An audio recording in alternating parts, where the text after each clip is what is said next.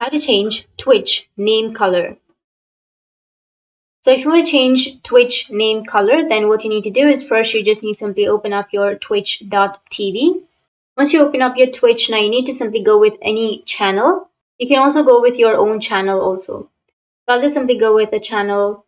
And once you're on the channel, now you need to simply go with send a message. And here you need to type /color. And here you will have change your username color, that is blue, green, etc. So just click on it, hit the enter. As you can see that my color is red. What you need to do is just simply enter /color and then give a space.